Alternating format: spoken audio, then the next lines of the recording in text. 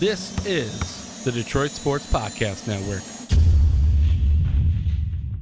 Doc here for DetroitBeardCollective.com, Detroit's premier grooming company. Visit DetroitBeardCollective.com for quality beard care products.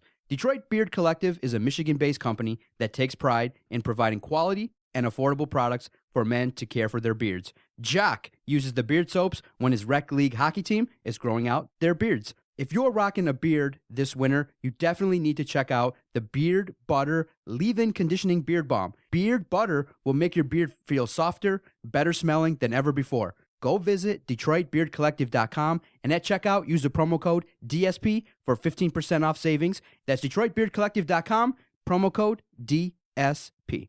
I want to tell you about our newest sponsor, Team Top Cat Sales. Are you looking for team apparel for your high school, your club sports team, or corporation? Look no further than Top Cat Sales, located on the east side of Main Street in downtown Royal Oak, between 11 and 12 Mile. Through founder and former University of Michigan QB John Wangler's leadership, Top Cat Sales has developed a tradition of selling and distributing custom Adidas team apparel with the highest quality and best service. Get your organization, school, or club team all in with Adidas today by going to TopCatTeamSales.com. That's TopCatTeamSales.com. Also, follow Top Cat on Twitter at Team Top Cat. Hey everybody, this is Freddie Cohen of ESPN Radio. When I'm not talking about breaking news or breaking news on ESPN Radio, I'm always a fan and listen to the Detroit Sports Podcast, and so should you.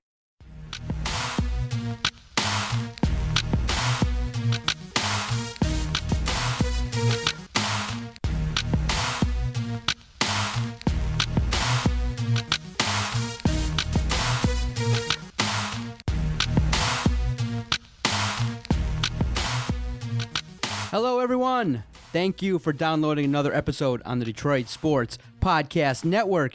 This is the Doc and Jock Sports Program. I am the Doc, John Macaroon. Joining me, my cousin Gumby, Adam, the Jock Strozinski. Pulled in all different directions, but able to deliver. What's up, cuz? What's up, brother? It's all good, man. I'm having a good time. We're recording on an evening at this point in time. It's kind of fun. It's dark.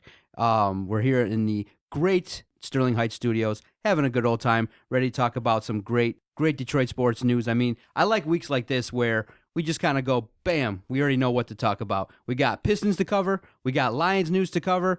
Good recap of Michigan State, Michigan basketball, Jock Jams, lots to get to. But I wanted to start off with something I need to know from time to time. I need to check in because sometimes, most of the day, I'm working by myself. I'm in an office here. I'm a psychologist, seeing patients, and sometimes I have a little bit of free time, too much time on my hands, getting in trouble. And I just got to check back into reality because for the most part, I just do whatever the hell I want for the most part. And Did you get in trouble downloading those dirty movies again? Not again. Not again. Getting in trouble? Since when's that a bad thing? Right. So this is what we're going to call Cool or Crazy. Okay. It's me checking into reality with you, making sure that I'm doing things either whether it's really cool or if it's crazy and I should stop doing it. So for the most part, I'm active on Twitter, on our Twitter page, at Detroit Podcast. Very active. Trying to build followers, interact with everyone that messages us. We're getting about 200 tweets a day, relatively speaking, about our polls or some things that we throw out there or getting some general opinions or questions about the shows that come up or things like that. So from time to time, now I'm really getting into Periscope. Okay. I'm liking the fact that there's people that just, whether they're just, out at concerts or out at, doing fun stuff in the media or regular stuff like that. So the last couple of days, friend of the podcast at Ultimate Lions has been sending us some updates and things like that. We'll say, hey, check out this guy, a nice rapper who's freestyling or things like that, or check out this person who's, because Periscope's cool. It's Twitter based. So you can also share that there's a cool guy doing a video or something like that. So today, I'm in my office just chilling, doing a little bit of paperwork, updating some stuff on the clients, and Ultimate Line sends us a message through Twitter. Darius Slay is on Periscope. Mm-hmm. So Darius, I've seen that. Yeah, so Darius Slay is rocking out on Periscope. I'm like, you know what? I got a couple minutes here. Let me just push that button. So I push the button, and there's Darius Slay in all his glory, just basically just chilling in his bed. And I'm like, really?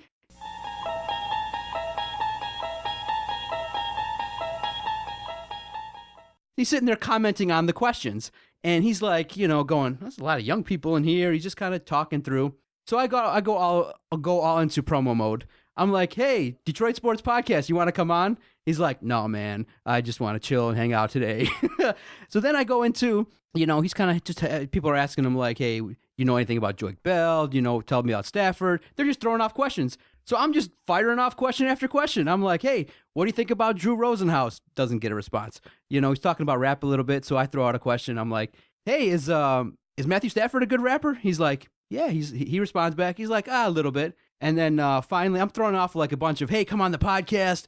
I'm just throwing off from time to time, big cap letters, Detroit Sports Podcast, so people can see it. About 25, 30 people creeping like myself. And what people don't understand about you, though, is you are a marketing genius. Yes. Like, you didn't go to school for it, and I don't think you actually understand marketing at all, but somehow you're like you're a savant. You are an idiot savant when it comes to it, because you have no knowledge in it, but you do a masterful job. All I want to do is just a simple philosophy of like guerrilla marketing. That's Wherever I can say Detroit Sports Podcast, I'll say it. So then the one comment, and now I'm live tweeting as he answers my questions, I'm live tweeting it. So the last thing I kind of was curious about was, his teammate gets cut. You figure 53 people is not that many people. We got a podcast network of about 6 people, and I regularly message most of them. So I shoot out a question. I'm just like, hey, did you reach out to Jock Bell, say goodbye, stuff like that? He's like, nah, man, I ain't got Jock's number. Didn't say goodbye. I'm like, okay. So I'm like, okay. So was me creeping on Darius Slay cool or crazy? A little bit of both. I think the questions you asked, I think that was way cool, and the fact that he responded to, it sounds like a majority of them. Yes. I think very cool on his part. A little bit crazy because you probably came off like a little bit of a stalker and kind of a little bit of a creep, but otherwise, I applaud you for it. So I think it was cool, dude. I was interested, like, oh man, Darius Slay, he kind of comes off as a guy that's a little bit more out there socially. Mm-hmm. He embraces social media. He's out there on Twitter. He actually got into it with Kenny one time. Kenny commented. Oh, I remember that. Yes, yeah. our boy. We got sucked into that. At TV Chips, he was like basically saying that Darius Slay was inconsistent, which is a general observation. And Darius Slay responded right away, like, Kenny don't know football. And I'm like, well, if you look at the stats, Kenny was a little bit right, but Kenny's now slanted in terms of his love for the Broncos. I think it was around the time when the Lions were playing the Broncos or something along those lines, but he got into it with Darius Slay. But he's a guy that's heavy on Twitter. Now he's on Periscope, but he was way laid back, dude. He was just chilling in his bed. He was like, it was around like 11:30, 11:45, just waking up. Well, he's in the off season. Yeah, so he's He training. had nothing to play for. So it's okay. So he probably just gets up, goes, works out, then goes home, showers up, lays back down, wakes up again, probably goes for a run, comes back home, eats a little bit, lays back down. That's all they do. They're like cats. So it's okay for me to kind of creep in on Periscope if it pops up. Now I follow him. Yeah, so no. Anytime it's he cool. pops up, it's going to give me an alert, and I'll check it out. It's cool. I'm going to have to start checking those out, too, because Ultimate Lions Fans hits me up with those as well. And usually, like today, I was at work, and I couldn't do it. Or I'm walking into the gym, and he's hitting me up on those. So I'm going to have to start checking them out as well. Before we get into all the crazy Detroit sports news, you told me you saw Deadpool. All the rage, everyone's talking about it. A lot of the young clients I talk to are like, yeah, can I, asking their parents, hey, can I go see Deadpool? I actually got a parent to ask me, like, should I take my 8-9-year-old? I'm like, really, I'm not so much into superhero movies. I was like, no. I was like, kind of limited. I know what's rated R. It's rated R. It's the first It's the first superhero movie made by Marvel to be rated R. They're either PG or PG-13. Even Punisher, which is super violent, because all it does is go around killing everybody who killed his wife. That even got a PG rating. This gets an R rating. See, the problem is all these young whippersnappers are catching up onto these things way too early. So I gave the professional advice. I'm like, hell no. Are you crazy? Yeah, no. It not for kids. Great movie, though. And if you love Deadpool or you love superhero movies, period, great movie. Outstanding. Go check it out.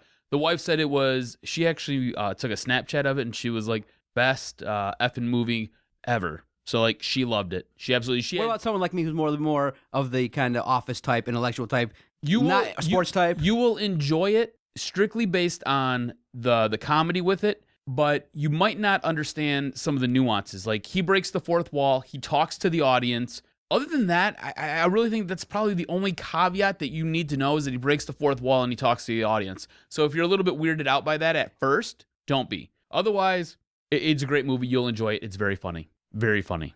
So you give it, how many Jock stars do you give it? I'd give it 9.5.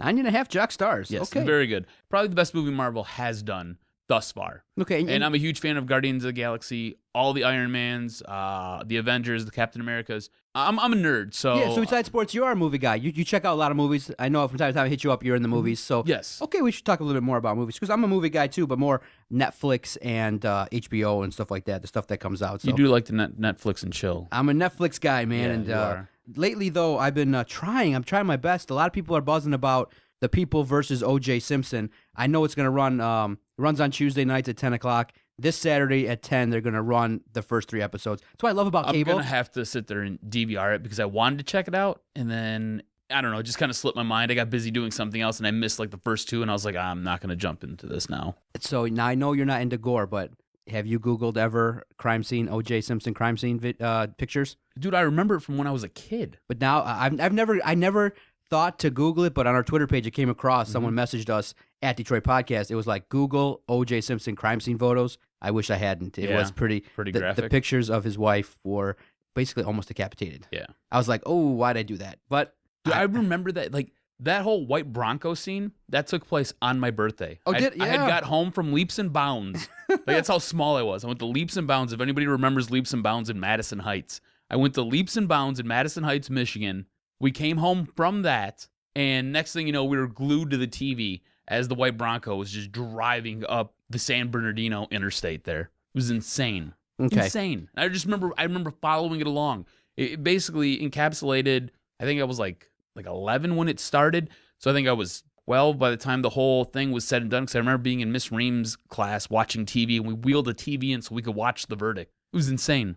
Woohoo. It captivated life. It's one of those stories where you can revisit it over and over. I mean, recently, a couple months back, they released his civil case deposition, and you start to see how he kind of got caught into some sticky situations with the shoes and things like that. So that's just a story that really can be looked at in a lot of different ways. And I'm going to have to this Saturday, 10 o'clock, check out those 3 hours and see what everyone's raving about. Because people already know the story. You know the story, but the way it's portrayed. I just want to see David Schwimmer play Mr. Kardashian. That'd be interesting to see. Dude, the chick who plays Marcia Clark looks just like Marcia Clark. Blows my mind. All right, sir. Let's talk some Pistons, bro. Ready? All right. That's a whole lot of movie chatter we just did. That's good stuff. It is good stuff, but let's talk some Pistons. They've been real active here at the trade deadline already. By the time this comes out, we'll have to wait until 3 o'clock to see if another move gets made. I myself am anticipating another move gets made, and that's something I wanted to talk to you about that I said would kind of work into this discussion. But right now, I want to get your thoughts on the Pistons trade deadline move to get Tobias Harris in here. Dude, I was like, okay, good. Going into it, the Pistons faded down the stretch. It's we go into the All-Star break 27-27. Defensively, they haven't played that good. And so you go, okay, the time is now. The push needs to be made for the Pistons to get into the playoffs. It's a goal. Whether or not you can argue, is it really that important that the Pistons go into the playoffs this year because maybe you can get a higher draft pick? You can make that argument, but I'm ready now for this Pistons team to take that next step. So Stan Van Gundy didn't rest on his laurels, said, okay, we got to make some moves. Brandon Jennings, you weren't going to extend him. Ersan Ilyasova struggles a little bit on the defensive end. I don't think he fit into what Stan Van Gundy wanted. Was a good fit, but not what Stan Van was looking for. And so now you get a young 23-year-old player, and you're now starting to see a little bit of what Stan Van Gundy's vision is. You're going to build a young core. The problem with Tobias Harris is now the perception around him, around NBA circles, sometimes is that if he's not coddled, if he's not getting his touches, if he's not getting the love offensively, he might become a talker, a chirper in the locker room or to the coaches, and he might be a guy that, if he's not happy right away, could sulk a little bit, could be a guy that could be a problem. But Stan Van's the go-to guy. I believe the good thing he's going to take his time with Tobias Harris. He's not going to start. He's going to be learning both forward positions, and Tolliver is going to start the next couple games so that Tobias Harris can learn this system and get acclimated quickly. But the ceiling is high on a guy like that. Could be an all-star. The salary that he's making is reasonable. It's okay. The salary cap in the NBA is going to go higher in the next couple years. But I think that this move has the potential to really help out this team this season towards the end, because you're going to need to have 44, 45 wins to make the playoffs, which means they're going to have to go about 6 games above 500 the rest of the way, around 17-11 the last 28 games. With that number, I don't know, but it's looking like it's looking like the Pistons team's going to fall somewhere around 41 to 47 wins, in that range. But I like the move. I'm very happy. I think it needed to be made. I can't wait to see what this young lineup's going to look like. I see it a little bit different. I think this move helps now. It makes an immediate impact, but I think this was a move made for next year. Okay, I think it was important to get a guy who had some length on his contract still. And yes, his contract's situated a little bit weird. He's earning the brunt of his money up front, and then it decelerates as the contract extends out, which I think is great for the Pistons, especially with their cap. And like you said, the salary cap in the NBA will be going up, and it's supposed to go up quite a bit. So that allows them some more flexibility to go out and address free agents or sign their own guys like an Andre Drummond. But what this guy does is, you're right, they did get a little stale on the offensive side of the ball, and that's where they've been struggling. They haven't been able to put the ball in the basket, and this guy does allow you some lineup flexibility. He's going to either play the 3 or the 4. He can shoot the rock. He does a lot of things very, very well. He's not great at any one thing, but the guy can sit there. If you give him the ball, he can take over a game if he's feeling it that night. So I think it helps out in the long run. I think it makes an immediate impact. I think this is a move that you can expect from Stan Van Gundy.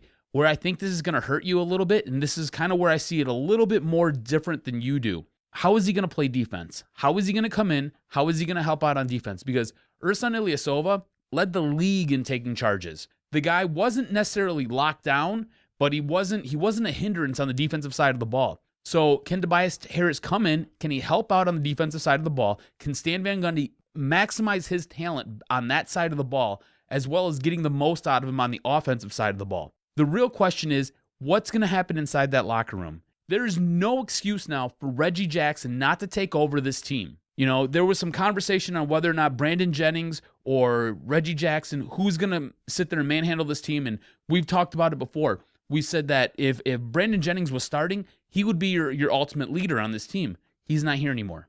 Reggie Jackson, this is now your team. You have to take over. You have to possess this team. You have to command this team. When Tobias Harris comes in, you have to get in his face and you have to tell him, say, hey, our coach is also our president. He pretty much runs things. You need to listen to him. Do what he says. We have a good thing going. We have a really good young nucleus. We want to bring you in. We want to maximize your talents. I'm going to get you the ball. Don't go throwing a hissy fit if I don't see you right off rip. You know, there are certain plays that have to happen. You know, we got to get Andre his touches. We got to get you your touches. We've got to get everybody their touches here. You know, I'm going to get it to you. It might not be as many as you want, say, this night, but you'll get them. Don't worry about it. Reggie Jackson has to take over, has to possess that room, has to possess this team now. There's no excuses. All right, let's get you some stats. This year with the Magic, averaged 13.7 points, 7 rebounds, 2 assists, and about 32 minutes per game. Now, the question in Orlando was his numbers this year went down a little bit. His scoring is down about 4 points a game. 3-point shooting percentage is down to about 31%, whereas it was at 36% last year. But he's improved his overall shooting game, and he's shooting a career best from 2-point range, 52%. So this is a guy in Orlando that a lot of people are saying the offense kind of wasn't focused through him.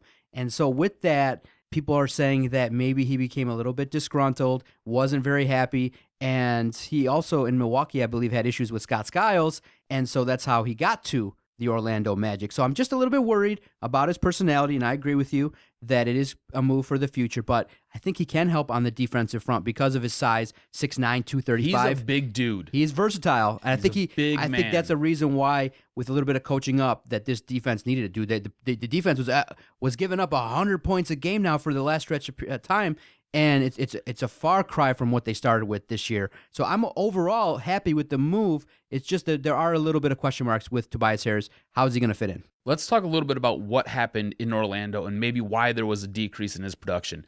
You have a point guard out there who's now learning his third installment of an offense with his third coach in 3 years. So that's a little bit hard. You have a learning curve there, especially with your point guard. So like you said, yeah, the game's not getting focused through him. He's not getting as many shots. They have to sit there and they're working other things around. I don't think he fit Scott Skiles' offense, and I think they have other pieces that they want to highlight and they want to push on that bench, a la Aaron Gibson. All right, so I think they have other guys that they want to push in Orlando. That being said, I think he comes to Detroit. The way that Stan Van Gundy's offense will work with Reggie Jackson, it's a ball-moving offense. So as long as guys are getting the ball, passing it around, and touching it a lot, this offense works wonderfully. And you said he can give you some versatility. He can either play the 3 or the 4. So it depends if they want to go bigger, they want to go smaller. It depends on what they want to do. They can now do it with this guy on the floor.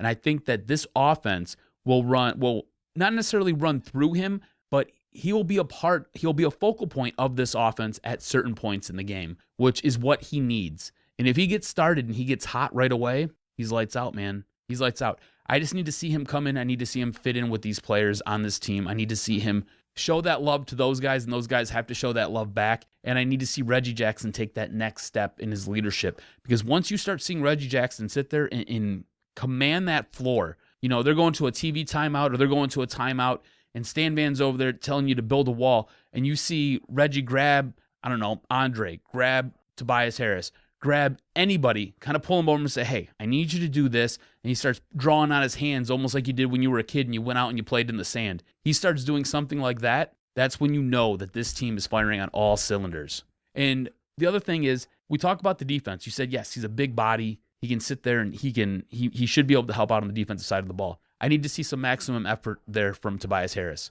If you recall, and if you remember, every championship Piston team and every Piston team that was worth a damn, they got there based on defense. And I think this team is going to be built the same exact way. They're going to get there on defense. They're going to do good things on offense, but they need to be sound on defense. And Stan Van Gundy is going to have to maximize that out of Tobias Harris. Let's look at also the players that we let go of. Brandon Jennings was a point guard that obviously was coming into his own prior to that significant injury that he had. And he did just enough in order to be traded to Orlando, which is really kind of a question mark. Why would Orlando trade for Brandon Jennings? But him and Scott Skiles have a little bit of a relationship from their time in Milwaukee. And I think he respects Scott Skiles, and I think that was an easy fit. And I think that was a guy that Scott Skiles wanted.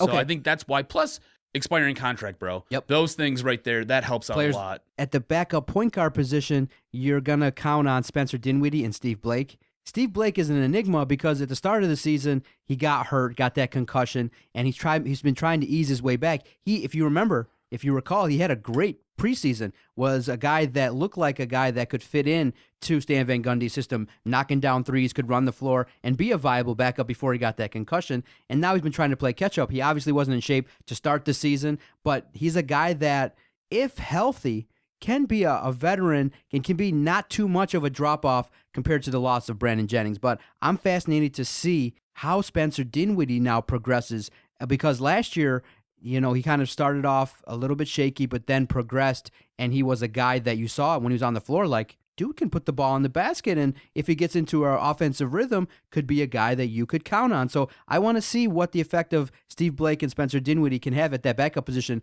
Obviously, Reggie Jackson is going to take over most games and is going to be in there late, but he's going to need to be spelled from time to time, and who's going to be the guy? Because now at that backup position, that's a key spot, because in games, when your offense is flowing with that first unit, by all accounts, is going to be productive. That second unit has to be there to take over and keep that momentum going. In some games, in back-to-backs, and we're going to look at the schedule here briefly, in some games, you need that second unit to pick the first guys up. I think Steve Blake does a good enough job leading that second unit. I think he does an all right job doing everything that is required of him to be an off-the-bench point guard. That being said, I think there's another move that's going to come down the pike here. The trade deadline will be Thursday at 3 o'clock. So I think by that time, there will be another move that is made for these Pistons. I don't think they're done yet. I'm not sure what they're going to give away, though. Maybe it is a Spencer Dinwiddie. Maybe it's draft somebody picks. else. Maybe draft picks. Maybe it's Hilliard. Maybe it's him. I don't know. It could be draft picks. I have no idea. Stan Van Gundy has come out and said that he's not going to mortgage his future for the present, which I think is great. It's all about building a core and building this team up. He's not expecting to win anything this year. He's expecting for them to grow. And he's looking, I think, next year or maybe the year after that is what he's looking for. They're gonna do some type of another move. It'll be much smaller. It might be for an expiring contract to get some of that cap flexibility back, because you just signed a guy who's making $16 million this year, who's the highest paid player on your team right now. So you go out and you get a guy in who's got an expiring contract, who can shoot the ball a little bit, help spell some of these guys when in your backcourt when you need them to. I think that'll be the next move. Whether it's, I don't know, there's DJ Augustine's name's getting kicked around. couple other guys' names are getting pushed out there with some rumors going around the rumor mill here. But I think there's going to be a much smaller move. I'm not sure what you're giving up, though. And I think that kind of comes into play. And that helps solidify this team. And I think at that point, they become a playoff contender.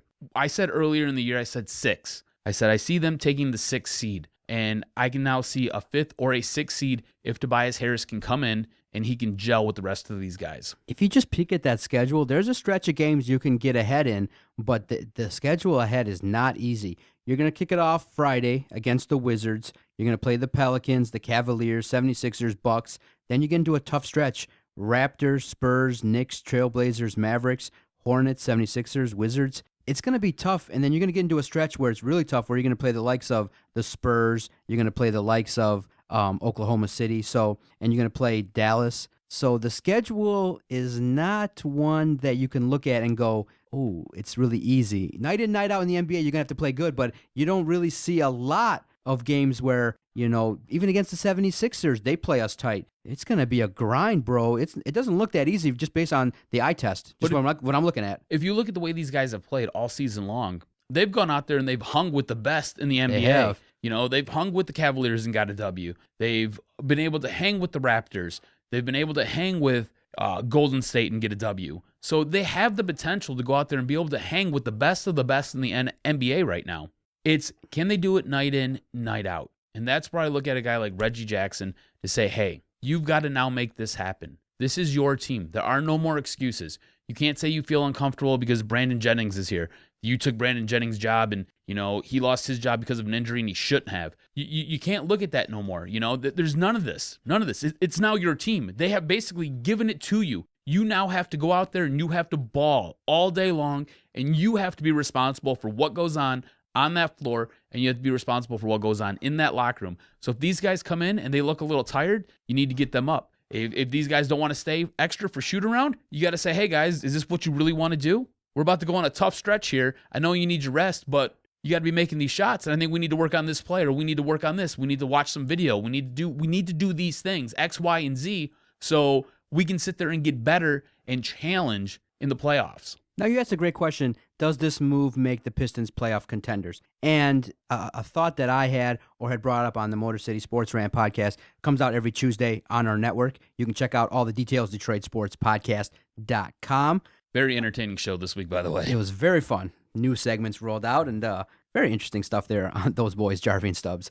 But I threw out an idea because, all the time in sports, you sometimes wonder, okay, the immediacy effect, the need now to win, the need now to get in the playoffs, to have that gratification because they haven't been to the postseason in several seasons. You feel like you're that ugly person who's never invited to any of the parties when you're a young kid. But at this point in time, you can see they're building through youth. You can see that how are most successful teams built that get to the postseasons? Now, yes, most teams in the NBA have a superstar, and they kind of build around superstars, but other teams, when you look around, are built through the draft. So I threw out the idea that if they don't make the playoffs this year, yeah, you can start to say that Stan Van Gundy gets a little bit warmer, not fully hot that he's going to be gone, because I think he has the full faith of the ownership. But I threw out the argument, what about if there is an emphasis on getting to the playoffs, doing the best that they can, but if they don't, I don't think it's the end of the world. Should you maybe get a nice draft pick, a nice slot, maybe top 14,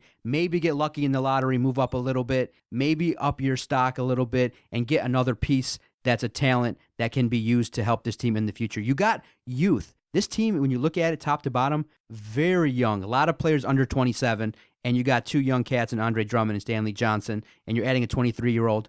I don't think it's a big deal if they don't maybe make the playoffs, if they want to maybe build in the draft. Would you be okay if they didn't make the playoffs this year? I'd be fine with that, but that's because I don't think Stan Van Gundy's seat gets hot at all. If you look at what he's done over the course of his career here with the Detroit Pistons, he's gotten better every year. He has a plan. I think you're starting to see his plan kind of evolve as he goes through this process with these Pistons. And you can't just get players through drafts. I mean, if you look at the way the Pistons won their 2004 championship, they did that through free agency. They had one draft pick that was really critical to that team, and that was Tayshaun Prince. Everybody else came in either through trades or through free agency. And I think that's kind of the same route that Stan Van Gundy's going with. He's got a lot of these guys in through free agency and through trades. He's going to add a couple pieces here and there through the draft, and he's going to sit there and let them grow together and build together. In 2 years, you're going to see a very deadly, lethal team that's going to be on the floor that's going to be very talent-rich. They're going to be a lot of fun to watch as they evolve over the course of, I'd say, the next 2 years. So I don't think his seat gets hot at all. I don't think it's the least bit warm, even if he does miss out on the playoffs. Yeah, see, I think now a lot of people will make the argument where the 6th seed is only a couple of games above 500 that, some coaches could take this talent and maybe get them a little bit ahead because, this is the sporting landscape. I mean, where else do you get a chance to just take 2 years to build? I know it's different, and I kind of like what they're doing. If you remember what he walked into, though, you can build and get to the playoffs. It was a complete dumpster fire. You had so much infighting with Josh Smith and Brandon Jennings. They finally got rid of Josh Smith after that, and they ended up getting some talent back for it. You sit there, you let Brandon Jennings go and run your point. All of a sudden, he's like a different man. It's like he shot out of a cannon, and there's fire on his ass. And he's just up and down the court, putting the ball in the basket every single night. Next thing you know, he gets shot by the sniper, blows out his Achilles, and he's down. What do? They sit there, they go, and they make a trade. They go grab Reggie Jackson, bring Reggie Jackson in. And then he sees something with Reggie Jackson that he really likes. He thinks he's got a future here. He says, all right,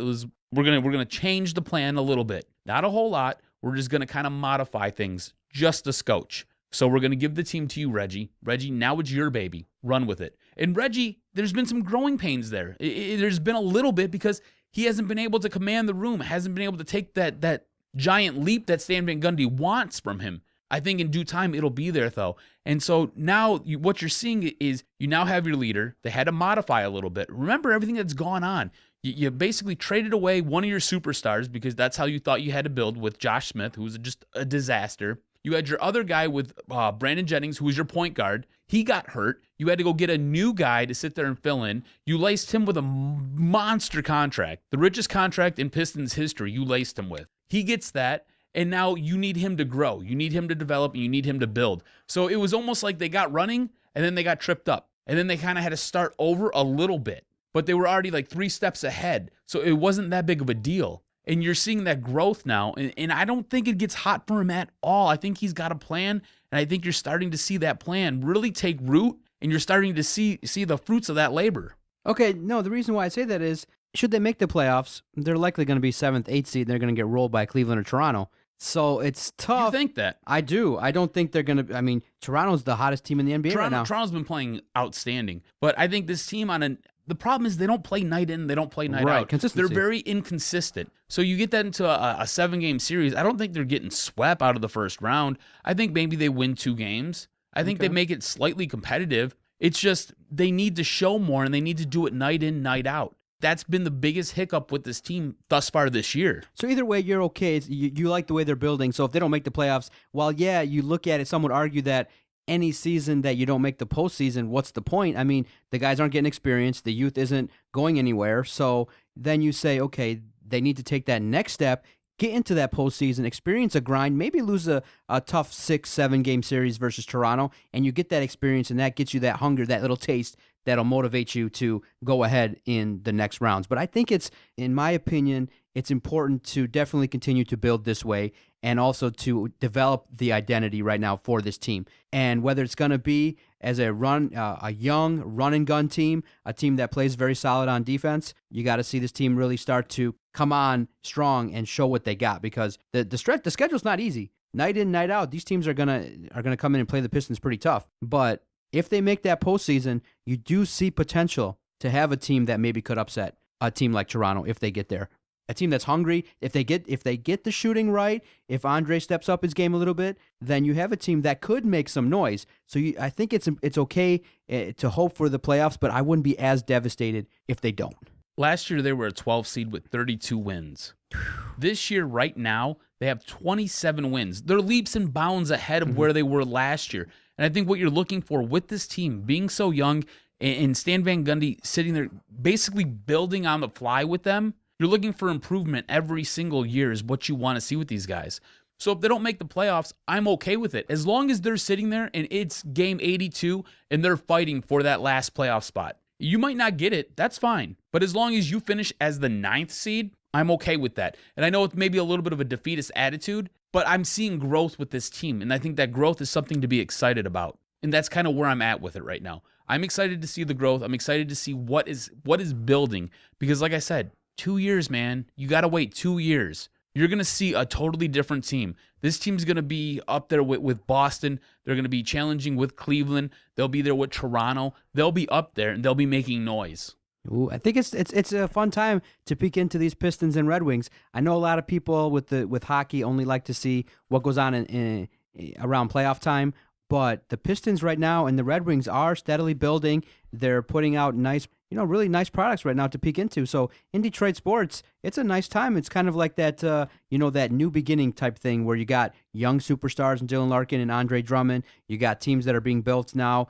And it'd be nice to see, you got new coaches, new general managers, kind of like a refreshing new beginning, like a new wave, a new generation of Detroit sports athletes and some new storylines. And it's going to be a fun thing to see. And it's nice to talk about the Pistons in a new way, not talking about how terrible they are. And like I said, we've talked about the Pistons so much more this season than we have in the past. And it's fun to see that they're not resting on their laurels. They know. I mean, everyone knew that Brandon Jennings was going to be on the trading block, and he was actually able to execute a nice trade for a guy that could be really a solid piece, a guy that can help in a lot of different directions. If he keeps his head on right, might have to pay the Doc a visit sooner rather than later if he doesn't get his way. I think the most surprising thing is how Stan Van Gundy is able to fleece so many people. Ersan Ilyasova, he got him for spare parts last year. Mm-hmm. He then took spare parts in an expiring contract with Brandon Jennings and turned that into what everybody is deeming a potential all-star, a potential savage on the court. And this is what he's done over the course of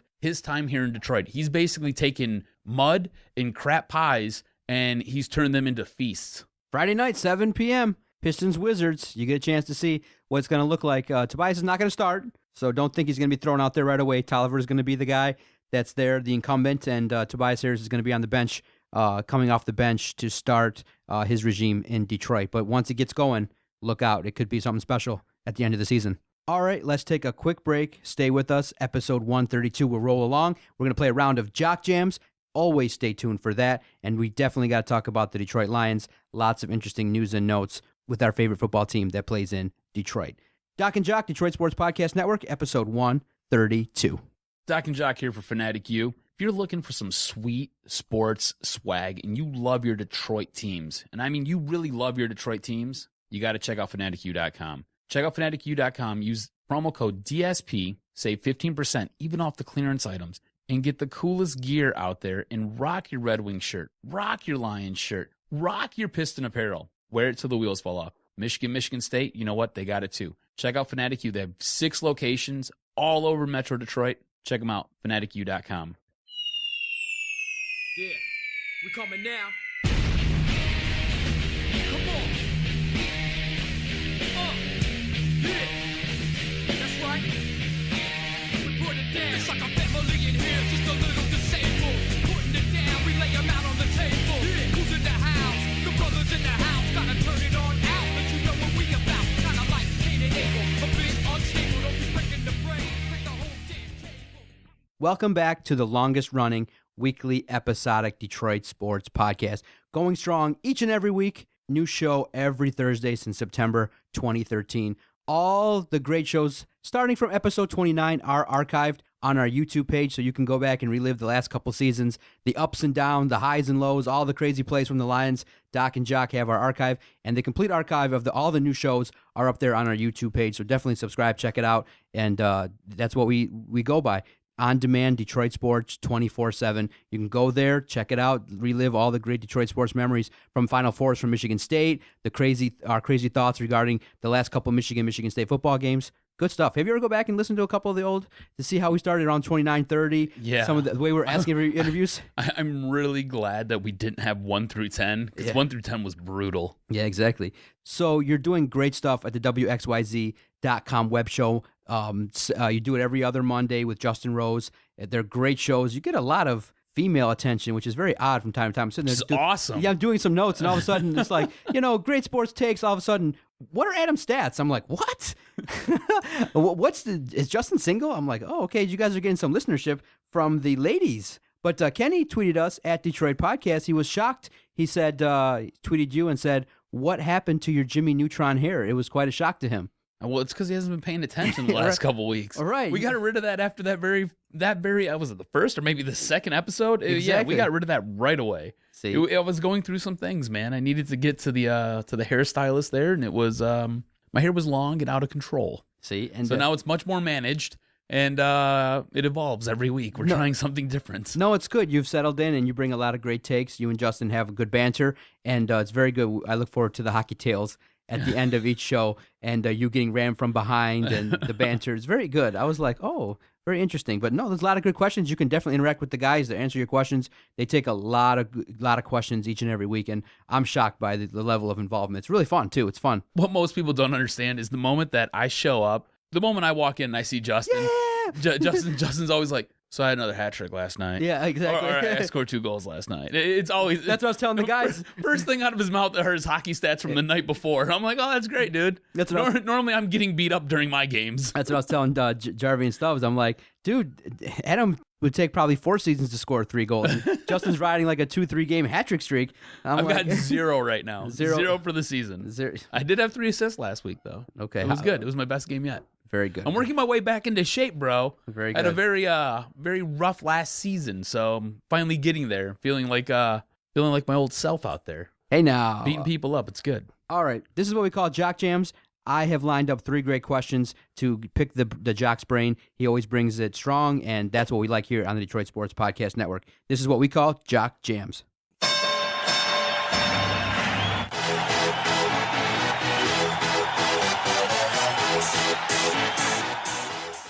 Well, the good news is, if you played on an opposing team, you probably could get a goal against Jimmy Howard lately.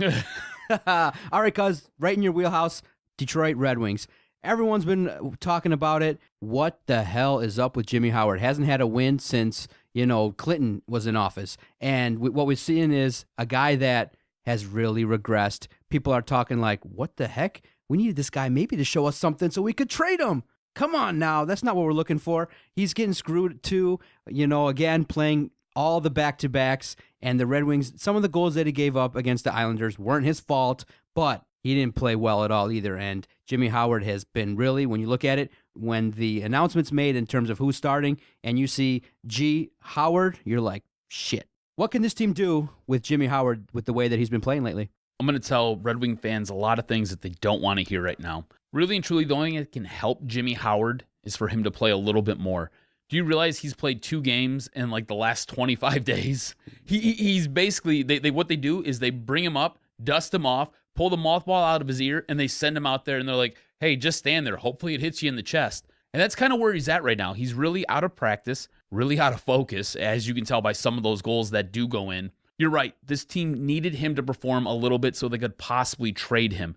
I mean, there are teams out there that are desperate for goaltenders because they can still make the playoffs, like a team like Montreal, right? Montreal lost Carey Price. They're desperate for a goaltender. They're trying anything and everything. The thing is, that contract that he has is way too massive. You can't sit there. That was a really bad move by Ken Holland, and I don't think anybody really realizes it. Ken Holland seems to get a free pass in this state. I don't know why. He just does. Ken Holland kind of screwed the pooch with this one. They laced him with a monster deal. They can't move him now. Honestly, Montreal needs a goaltender. Buffalo would like a goaltender.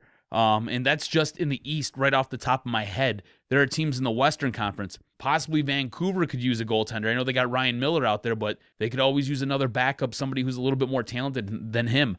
Calgary needs a goaltender. Their goaltender is down probably for most of the rest of the season. Honestly, maybe if they can scratch into the playoffs, they might see him. I have no idea. Winnipeg could use a goaltender. Edmonton could use a goaltender. All these teams that I'm naming, everybody but probably Montreal has somebody that the Wings could use that would help facilitate some type of offense or defense for this team. And the piece that you would like to move would be Jimmy Howard. Maybe bring up a backup. Somehow work a backup into that trade deal. Take one of their guys and you're like, look, here, you're going to play backup here. But what we really needed was we needed Andrew Ladd from Winnipeg. That's a guy who's going to help this offense and help this team out and is going to really jumpstart them, going to have them play a little bit more defensive responsibly in their own zone on the offensive side. So there are guys out there that would really help this team, and Jimmy Howard would be a great piece if you could trade him away. But you can't trade him away right now. He's not doing enough. On top of all that, that contract is monumental. So the only thing you can do is you can play him a little bit more so he can get some of that rust off, so he can stay more engaged into the games. Because honestly, we've talked about this before, and I've told you this. I've told you this on mic, I told you this off mic, I told you it on Twitter. He should come in and sit on your couch. He needs a sports psychologist. Yeah. That's really what he needs. He's a little bit out of focus right now. It's all in his head. Once that first goal goes in, it's usually a bad one. He's done for the night. He needs to get pulled immediately because he can't recover. He can't put it together and can't pull himself together enough to sit there and help this team get a W. And that's a problem. This team right now needs to be in every single game it can be in because the standings are so bunched up right now, especially at the top there. If they lose 1 or 2 games, next thing you know, they're in Montreal's spot where they're sitting there on the outside looking in. When we looked at the schedule on the Rant podcast, March is brutal, bro. They play the likes of Chicago, Philadelphia, Tampa Bay, Montreal, Pittsburgh. It's no joke. You play the Rangers. So we're trying to find spots for Jimmy Howard to play in because we said, you know what, just mix it up a little bit and put him in the first game of a back-to-back if he's just going to be relegated to back-to-back nights. Just put him in the first game. But then you got situations now where, you know, tonight they're going to play Pittsburgh, 7 o'clock. Saturday they play Ottawa, and then you got the 21st back-to-back they play the Rangers. So you might want to put him in against Ottawa his next appearance, see what happens there because they're a team maybe you can get a win against. On top of that, that's on the road, which is nice. Get him away from the home crowd because once things kind of start turning sideways for him at home, it's all downhill, and it's downhill very fast. But I would say that putting him in more in March might be a problem because, you know, there's not that many back-to-backs, and you're not playing cupcakes either. So I understand you want to get that rust off, but it might be incumbent upon him to maybe, like other situations that have happened, he's a big boy, you got to send him down to the minors. That'd be my thing. That's a problem, though. You really can't send him down to the minors. If you do, he's going to have to clear waivers. He won't clear waivers. Yeah. That'll be a problem. Somebody will pick him up. Somebody will take a chance on him, take a flyer on him, and then he's still going to count against your cap if you're Detroit. So it becomes an issue where now it's an issue. It's an issue. He's got to really tighten up in practice. Maybe he needs to stay after with the goalie coach, and maybe a couple of the guys stay after, take some shots on him, kind of get him, I don't know, dialed in a little bit more. And then you got to play him a little bit more, which, like we said, it's a double-edged sword because you need to win games right now. So do you take that chance and do you play him more and possibly lose some of these games that you need W's in? Or do you stick with Mrazek and basically Howard is no good to you? Your best bet would be to put a shooter-tutor up out there and hope for the best. Well, my point went to shit. So the best option is not to talk about Jimmy Howard anymore. When you see G. Howard in the starting lineup, click and hope for the best. Hope for good news in the paper the next morning. Dude, I'm telling you, I'm gonna go to a Wings game. I'm gonna slip him your card. Yes, sir. Yes, sir. Thank you. I'd love that. Oh man, talk about a ethical dilemma. Would I be like, you want to come on my podcast? I'll try to slip that in. I think you need to come on my podcast. That'd be. It's part of your rehabilitation. We're gonna get your mind right. Don't worry about it. All right, when this podcast drops, Tigers and pitchers and catchers will have reported to beautiful Florida, Lakeland. It's about that time, bro. It's sometimes weird when we preview teams and preview the teams in Detroit, and we're like, no, I don't got expectations for the World Series. No, I don't think they're going to do this. No, I don't think Brad Ausmus. But then when you start seeing the national writers come out and you start seeing what others think about your team, you're like, what the hell? Writers have come out and said across the board now, USA Today, Fangraphs, different Major League Baseball websites, not only don't have the Tigers winning the Central, a couple of them have the Tigers finishing 4th. Now, back to train up a little bit. I think that might be a little bit too much now going from where they are with the moves that they made being 4th. What was your reaction to the early projections having our Detroit Tigers finishing 4th in the AL Central this year? More specifically, USA Today. I think you're on crack. I honestly, they have them for 82. 4th? Yeah, they have them for 82 wins. All right, let's do some simple math. And I'm gonna steal a little bit of what Justin said on the WXYZ Sports webcast here. All right, Justin Verlander and Jordan Zimmerman. Let's pencil them in for 15 wins each. I don't think that's outrageous. I don't think that's no. I think those are perfect expectations for those guys. No shit, Sherlock. Exactly. All right, so now you've got Anibal Sanchez, who seems to not be able to stay healthy, or if he does stay healthy, it's on again, off again every year. I think there's something really wrong with that shoulder. You've got Daniel Norris, who's coming off his cancer treatment, fought cancer. He's now 100% healthy, they say. Everything's good. You got Mike Pelfrey, who I can't stand. I'd much rather just put a cardboard box out there with some balls and just call it a day. So this is where I'm at. So now we're staring at 30 wins right there, all right? So you got 15, you're at 30. All right, so if Anibal Sanchez can come in, give you somewhere in the neighborhood of maybe 12. All right. Daniel Norris, I don't think it's out of expectations to ask for maybe 12 W's there. So now we're at what, 54? All right. So Mike Pelfrey now comes in. I don't like him. I have no expectations for him. Honestly, I don't. So we're at what, 24? So 8. We'll say 8 wins. So what is that? 54 and 8, 62. All right. So we're at 62 wins. From starters. All right. That's not counting your middle relief. You got to remember too, that bullpen has been bolstered. That middle relief, much better than last year. That the back end guys, 10 times better than last year. On top of that, now you add in a bat like Justin Upton. Remember, Justin Upton, his entire career, he's been the number 1 guy. He comes to the Detroit Tigers. He's like the 4th or 5th guy on this team because you got Miguel Cabrera, who's by all accounts 100% healthy this year. You have Victor Martinez. God, please hope his knees stay together. All right. You got JD Martinez, who's coming off his best career year, and it only looks like he's going to get better. Now, you can't project these things and say he's going to be a stud this upcoming year, but the way his trajectory is looking, I'm going to go out there, I'm going to go on a limb and say he's going to be extremely talented this year. I think Justin Upton's going to give you quite a bit as well. All right, so you've got guys who are going to sit there and push you over 82 wins. What did Vegas have them as? 85 wins? 85, that was over-under. I can totally see this team winning anywhere from 87 to 92 wins. No problem. I can see them walking right through the Central. They have Chicago winning the Central, USA Today does. I don't think Chicago's all that good of a team, honestly. You've got Chris Sales and you got Jose Quintana. That's what you got. And you've got one big bat in that lineup. Honestly, I don't see it with the White Sox. Everybody was high on the White Sox last year. Didn't see it either. I think USA Today and I think all the publications are smoking crack right now. I think in the Central, it should either be Kansas City, Detroit, Detroit, Kansas City. Those are the top 2 teams in this. And you got to pay respect to Kansas City. They won the World Series, for Christ's sake. You know what I'm saying?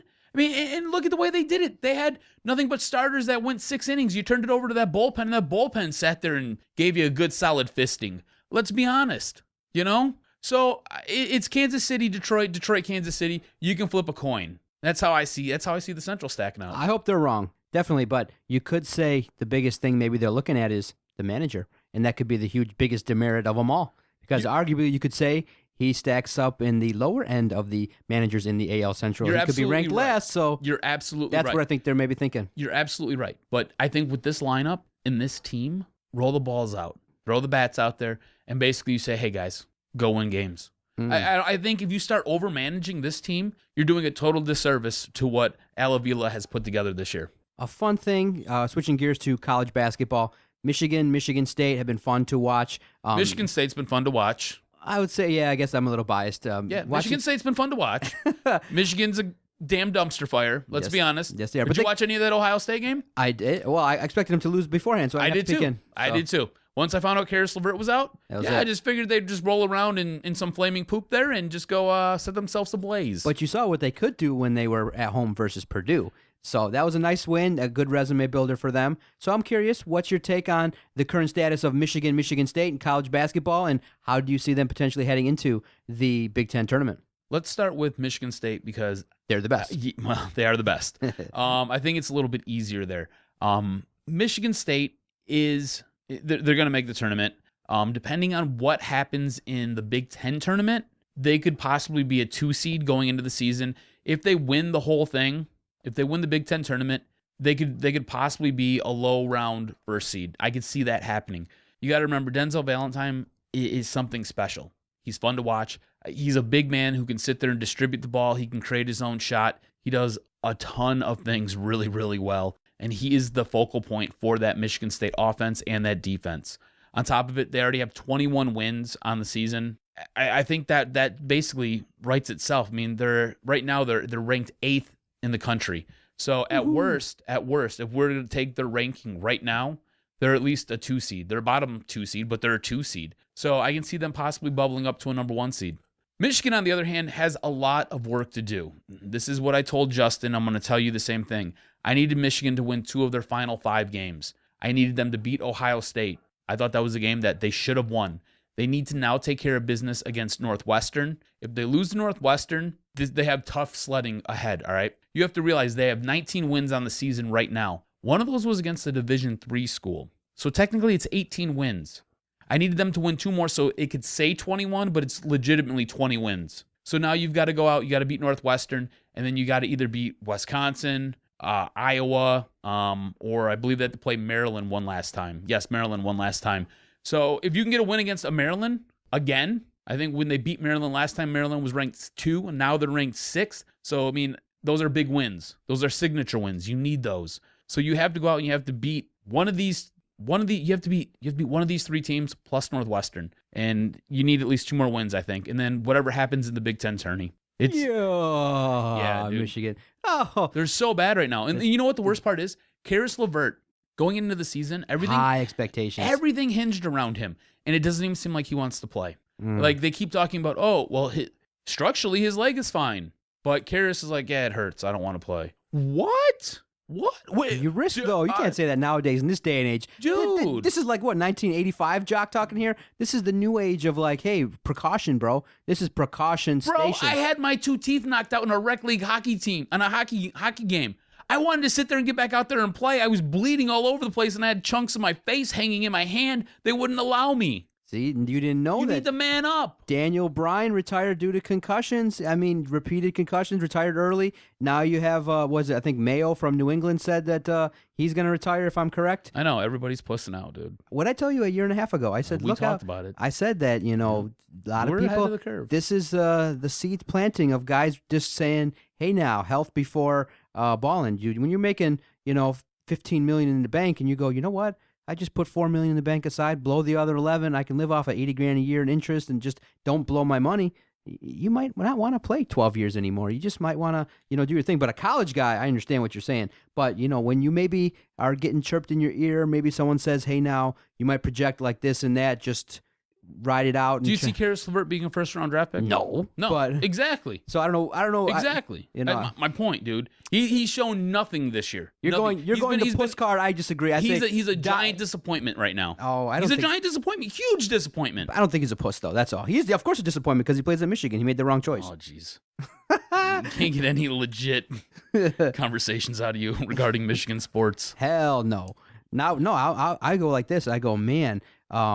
I say fundamentally, I don't like the way Beeline's coaching the team. Now, I'll give you some honesty. You want to know my opinion on it? I like a team that is built like Michigan State, like I always have. You got strong fundamentals, a lot of inside presence, senior leadership, and I just don't like jump shooting teams. I mean, I know that's a new wave. I know that's what Stan Van's trying to do structurally is to get guys that can actually make the shots. But I'm an old school guy in terms of football and basketball. Football, defense wins titles. Basketball, have a strong inside game, inside-out presence, play strong defense. You'll have a little bit more success. Beeline coaches a little differently, but when you have guys like Trey Burke and guys that can actually shoot, then hey, now you're going to have success. But Did they have anybody else after Trey Burke? No, it was Trey Burke and it was Trey Burke. Good job recruiting there, Beeline. Great job. Yeah, Outstanding, bro. it's hard to replenish.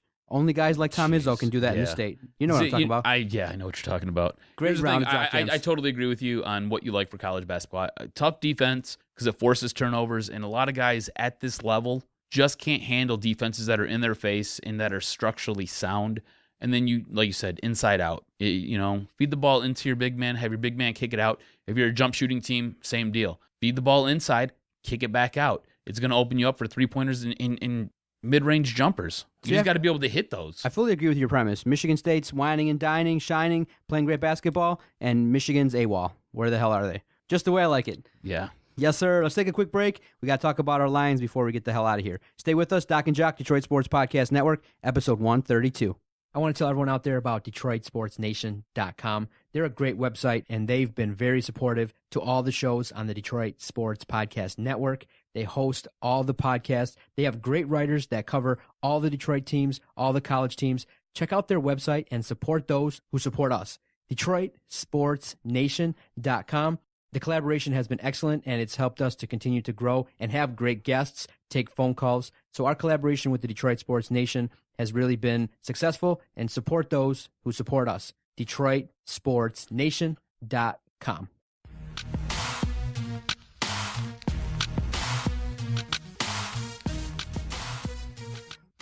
Rolling right along, episode 132. Love these podcasts. We just fire up the mics, and an hour's passed, and we just love talking Detroit sports. We probably could talk nonstop for 2-3 hours, but we got to go within the time limits because I just want to go home after a nice long day of work, and I know you do too. But I want to give a shout out quickly to my boy Kenny Frenzel. Just kidding around with him. We do make soccer bets for the Champions League the last couple years, and lately, so far so good, I do see myself losing our Lakin Tomlinson bet, so I don't think he's going to be a Pro Bowler this year. So that comment, I'll take a loss probably. I might even give you the course in advance because I don't think he's going to be a Pro Bowler. But lately, I've been rolling in the food, winning the bets lately. So last couple of years in the Champions League, I picked the correct winner. And Kenny, I was like, hey, man, pay up. Let's go to dinner. Showed up today at the studio and was like, hey, now, you want chips and guac? Showed up with a bag of salty-ass chips and guacamole. And I'm like, hey, now, man, this is good. If the doctor hadn't told me to watch what the hell I'm eating, I'd probably chow down. That's how it is. But he paid off his bet. I like that. Paid off his bet quickly. I like that. The power of Twitter and the power of betting, baby. Unlike somebody else that we know. Yeah. Who takes almost 3 years to pay off his bet. That's how you got to do it. And I saw you every day, too. You were like... Right, I know. I was like, oh, I saw you every week. He's like, okay, we'll just do it. But I paid it off. But that's how you got to do it. So 30 years later. So technically, I kind of I saved a little bit of money with inflation or whatever you want to say. Yeah, okay. Or maybe I lost money because I waited. Depends, yeah. Depends what the economy was like. See how stupid I am? Well, yeah, actually, I basically, if you look at it from 3 years ago, if I would have paid it off, I would have spent less, technically. Yeah? With inflation. But hey, what are you going to do? But... I was waiting for you to pull out a gift card that day. Yeah. No, I did it right. Hey now, cuz the first cut, an important cut was made, and it came down the pike this week, and I was like, oh, when I saw it, I'm like, okay. A guy that had sentimental value, a fan favorite for the Detroit Lions, 5 years, the big story that everyone talked about, that he was a Wayne State security guard. He started off his career in some He was a Wayne stuff. State running back. He was a line security guard. Line security guard. Yeah. Yep, exactly. And now Jock Bell got cut. Had an injury-plagued season. Bob Quinn's come in, surveyed the landscape, and said, you know what? We could save a couple $1 million in salary cap. Axed. I was like, man, you know what? Listen, I'm going to say this. Am I being a dick? I was happy. I was just like, you know what? I wouldn't be mad if he just cut everybody. Outside of Ziggy Ansah, Levy, maybe, and Slay. Everybody. Manny Ramirez, gone. I mean, what did he do? Nothing. He was a waste. I would have, outside, again, of Ziggy Ansah, DeAndre Levy, Darius Slay, anybody else, I would just be like, good. Get him out of here. Let's rebuild this thing right. Let's go. Let's, all credit to Jock Bell for the service that he did here, but the last couple of years weren't all that great. And now you might finally get your wish, cuz. You might get the Theo Riddick package more often. Feature him. Maybe Zach Zenner's the guy. Your thoughts? Jock Bell, see ya. Out of here. Out of town. Cut. So Jock Bell being cut helps save, I think it's about $2.5 million against the salary cap. That allows you to be a little bit more flexible in free agency, go out there, address some needs that this team has to fill, like your offensive and your defensive lines. So that being said, you've already had 3 running backs on this team, right? We've got Theo Riddick, who I think needs to see the ball a lot more. You got the guy who can't hold on to the damn ball, and I crushed him during the draft for it, all right, with Amir Abdullah. And you got Zach Zenner, the great white hope. I like those guys a lot better than I like Jock Bell. I think Jock Bell was a really good story. That's what he was. He was a story. Wayne State kid, sat there, played D2 football, was a security guard for the Lions, ends up working his way onto a couple different teams, ends up coming back home, and when he was here for his first couple seasons, he was very productive. Last year, not productive at all. Turns out you really didn't need him because he didn't do anything for you when he was out there. So yeah, go ahead and cut him. Save $2.5 million and put that towards addressing your offensive and defensive lines. Also, Rasheed Mathis says, I'm calling it a do, waves the white flag. Oh, there it is. Who's that? Who? Right. Well, he was out there on his Vespa. I don't know if you've seen that or not. Him just wheeling around in the secondary. But he leaves as well. That's going to help save some money as well. It's almost $1 million right there. All those moves, I think that helps. It all helps. And then not bringing back Manny Ramirez. I like Man Ram. I don't think they used him properly. But again, that was a guy who was here, got tired of being here, left, went to the Broncos, had some success. The Broncos and Detroit make a trade at trade deadline, get Man Ram, and he just doesn't fit in. For whatever reason, it didn't work out. So you let him go, save some more money off that cap. This is good, man. This is real good. I'm not saying cut every player on this damn team because you need a couple guys to field the team, but the more guys you cut now, the more cap space you're going to save in the long run, and that cap space is going to help you address a lot more needs on this team. And there's a ton of holes that have to be filled. Yeah, so do you think that this team will address offense in the first round, or if you are a betting man, you would say this team has to either look at the offensive line or look at the defense. I don't see Bob Quinn surveying the draft landscape and go, okay, let me get a wide receiver or a running back. You can if you just look, if all you got to do is really look at the philosophy of and keep it simple, the philosophy of the New England Patriots. Go out there, see what they do. They kind of like to stockpile picks, and they find gems later in the draft. So I don't think they're going to go after a running back or a wide receiver in the first round. If Laquan Treadwell falls, if we get a miracle and that happens, maybe you consider it, but I don't think so. I have to go defense. You know what we're going to do? I just had this idea while you were talking. Every week, I'm going to go out there and I'm going to look for a mock draft. We're going to bring the mock draft in, and we're going to pour over the mock draft at the later half of the third segment. So you know how we used to have the picks? It'll be saved for mock draft time. And we'll sit there and we'll either cut it up or we'll talk if we like it or not. How's that sound? Cool? That sounds great, of course. All right, that's what we'll start doing. And I think you're right on. And then this year, you know what? You can't address a wide receiver or a running back. Why don't we just start and have a Doc and Jock mock draft, and we can go maybe 3 rounds, 4 rounds. If you want to do a complete one, go ahead, do it. We could do it. Make a Doc and Jock mock draft and see. We could do it. And then we could start doing it like how these guys do, where they put a mock draft out, mock draft 1, mock draft 2, and just change it up every week. I know Josh Katzenstein had just moving guys around. Josh Katzenstein last year, friend of the podcast, he had like 4 mock drafts, and each time he had 4 different guys the lines were taken. I'm like, oh, okay. In the end, did he get it right? No, he was way off. No, he was wrong. Welcome to mock drafts. Yes, but right. No, dude, you're right on. If they address a wide receiver or they address a running back in the first round, they address either one of those positions in the second round. Problems. I'm going to come in here and I'm going to scream my head. Oh no! Yes, Dan Miller. Yes, exactly. Oh no. They need to address offensive and defensive line, and we were screaming it for weeks now. Look at what Denver has done on the defensive side of the ball. That's how they won their Super Bowl. Yep. It was defense. If you look at what has been one of the biggest reclamation stories in all of the NFL, the Seattle Seahawks, how did they win games? Defense. Last year, they started investing more money into their offense, and look at where it got them.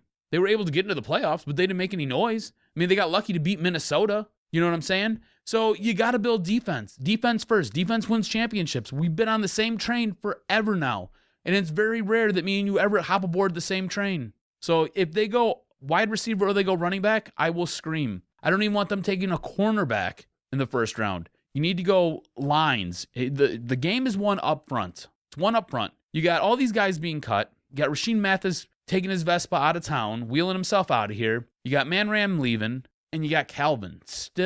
We're still on Calvin watch. I feel like it's been going on for months now. So we're on Calvin watch. We're waiting for his decision, whether he's going to retire, whether he's going to stay, whether he's going to go. We have no idea. How much more different do you think this team is going to look when camp actually starts? It's going to look a lot different, which I think they're going to be focused on the draft. I think more cuts are coming. I think obviously you got to look at the linebackers. You got to look at now maybe replacing a cornerback. I think every year you do see a little bit of turnover, but you have a nice core. You're going to have Stafford, Golden Tate. You're going to have on the defense. You're going to have DeAndre Levy. You're going to have Ziggy Ansah, Darius Slay, who wants to be here. And actually, a quick point on that is, I actually said to him, "Hey man, sign with Denver or New England." He's like, "No, I want to be in Detroit. I don't want to go." He's like, "No, man, I don't want to go there." I was looking at him like, "You don't want to go there? They're winners. Get yourself a ring." He wants to stay in Detroit. He loves him. He loves the D. I was like, "Okay, man. Okay, good for you." But I think you have a nice core, but you definitely need to build depth. And like Bob Quinn said, we got to upgrade the middle class. You got to get the guys 26 through 53 that if an injury should happen to your top tier guys, you can kind of roll in guys and keep the train moving, because you're always a play away. And I think one of the significant pieces you might want to look at later in the draft is backup quarterback. In case Stafford doesn't have it or has situations, you can't go into a season with Stafford and what's his name? I can't even think of him off the top of my head right now. Nobody. You got nobody as a backup quarterback. So I think you can upgrade that position. You can upgrade all around. I think this team's going to look so totally different. Dan Orlovsky. There you go. Yeah, it took me a minute to figure it out. Yeah. Same difference. Same difference. Might be a favorite over Dan Orlovsky. So I think it's going to look different. And I'm like I said, the more I see what's going on, I can't wait to see what the draft looks like. And let's see what this guy can do. The longer and longer this goes on with Calvin, the more and more I'm certain that he's not coming back. No. So, But now, do you believe there was a little bit of whispers and underlying on Twitter I heard all that. that he could be holding off to build tickets? I don't want to believe it. And when I heard it, I'm like, that's shady, but I would do it. I think that's smart. That if they are waiting on money, it's a smart, savvy business decision. It's screwed up for the fans. I'm not a season ticket holder. I'm looking at it from the Lions' perspective. If they already know, I mean, I think Calvin's a classy guy. I think he's probably made the call and he knows. But you know what? If you really look at it objectively, the way he is, he's a nice guy. He's a corporate guy. He's already told them, I'm good. Holla, I'm good. Get me out of here. I think he's told them, and they've said, okay, just hold off. Let's just see if we can maybe retain maybe 20% of the people that are on the fence. Hell, if you retain those people at the increased prices, it's a business, bro. I wouldn't even be mad if they did that. Some people are like, oh, that's shady. That's terrible. It's a business. In those big meetings, they're not looking at what the fans want. They're looking at what's that number in the Excel spreadsheet. It's all and about it better be bottom growing. lines. And it better be, when I look at Q3 2015, it better be higher than Q3 2014. And if it ain't, I'm going to hire someone that will make it like that. I just think this team's going to be totally different. With Calvin sitting there kind of dragging this out longer and longer, I get more and more certain each day that he's not coming back. So offensively, you've now lost your best weapon. He's gone. I look at this offense as being a little bit more run-orientated than it was last season. So I think they'll invest more into their offensive line, which they have to do. They have to protect Stafford. I think your number one wide receiver is going to be Golden Tate. On the defensive side of the ball, they've got to sit there. They got to get another D-end on this team. They got to sit there and upgrade their defensive tackles. I think those will be stronger. You need to add another linebacker, and then you have to sit there and you have to address the secondary. I mean, every level of that defense needs some work done to it. And that's not because they played poorly last season. The second half of the season, they played very well. And yes, we talked about the competition, but they played very well. They looked good that second half of the season. The thing is, this is all about attrition. There are guys retiring. There are guys leaving because their contracts are running out, or you just don't have enough talent there. You can upgrade the talent. So I think this team looks totally different at the start of camp next year. That being said, I think they even do things a little bit different on the offensive and defensive sides of the ball that sit there and make this team look a little bit more interesting. So it'll be, like you said, it'll be good to see what they do come draft time, and they better invest a lot of picks into the D. They have to invest picks onto that defense. I mean, we just said it. Every level of that defense needs some type of help. You can go out and you can get receivers off their couch. You can get running backs off their couch. Really good Pro Bowl type offensive and defensive linemen, they don't usually make it very far. They're getting swooped up by good teams. So start being a good team and pick those guys up. Now, Underwear Olympics around the corner. I know, I'm excited. I'm so pumped. A guy that actually that you'd be surprised I want to look at. I want to see what Jake Rudock does in this combine. I want to see, does he make the throws? I want to see, does he take the success that he had under the tutelage of Jim Harbaugh and maybe put up some numbers and move up his draft stock. He's got a guy that, if you start to do some analogies, you could say, well, hey, now could lightning strike twice? Could the stars be aligned out there in the universe where Michigan and everybody in the world? He's TB2? TB2? All I'm saying is, if you want to be a dreamer and you want to say what situation could occur for our Detroit Lions that could happen, is the clouds start brewing, and you got the guy from New England running the team. You got a quarterback that not a lot of people were interested in, Jake Rudock. All of a sudden, kind of has a nice season, throws, runs a fairly, I would say boring offense, conservative, doesn't turn the ball over a heck of a lot after he got better and learned Harbaugh's system.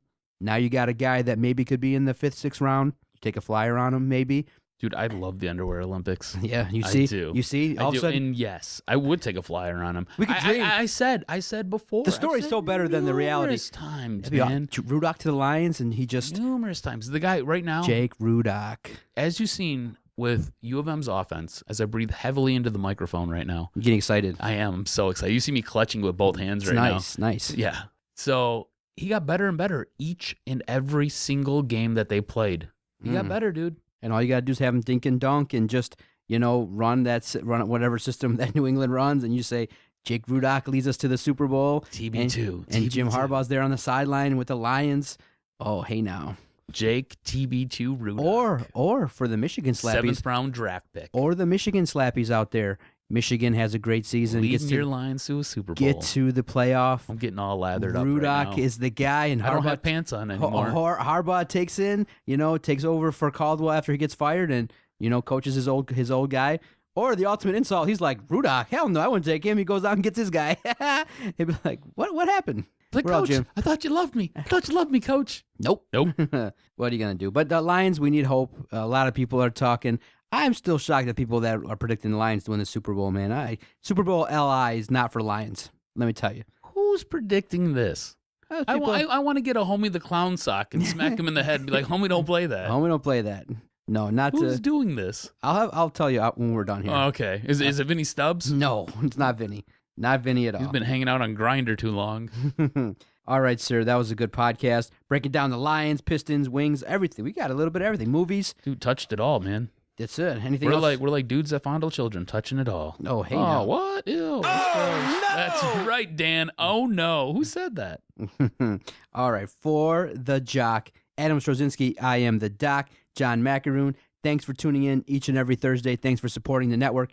Thanks for going to our website. Thanks to all the great sponsors. We can't do this project without you. We very much appreciate all the love and support we've been getting here on the network. Yes, sir.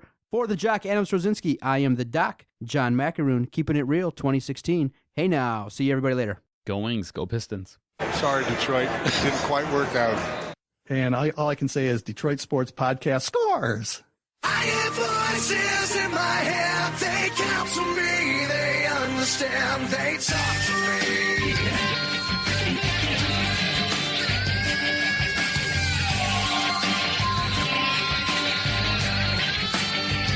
They talk to me, they tell me things that I will do, they show me things not to you, they talk to me.